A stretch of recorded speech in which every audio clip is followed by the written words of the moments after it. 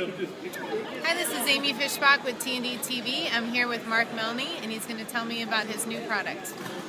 Hi, I'm Mark, as you said, Yes. and I've invented a new crimp type of connector. Okay. This is what it replaces. Let me see if the camera can see that. This is a standard crimp that takes a hydraulic tool to crimp it down. Right. And then after it's been crimped, you have to tape it, and you have to,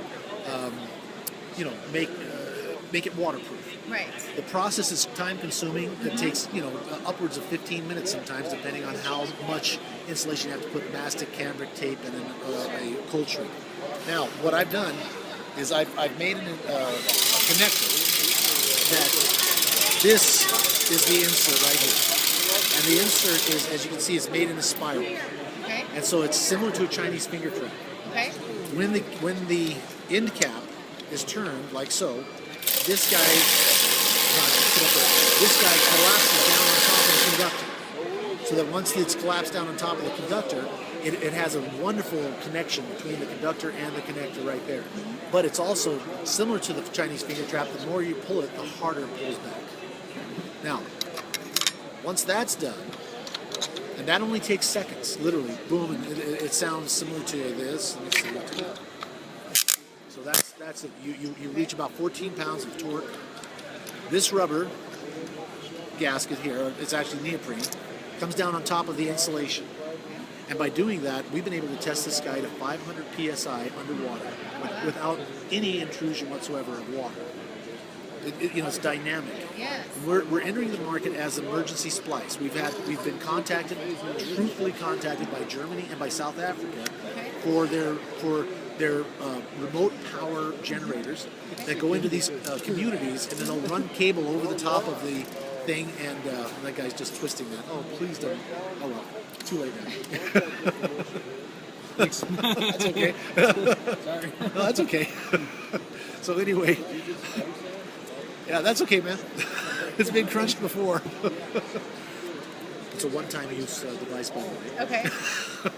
So they contacted us for the ability to be able to take these cables from their generators that they have, very large generators that they pull into these areas that have been stricken.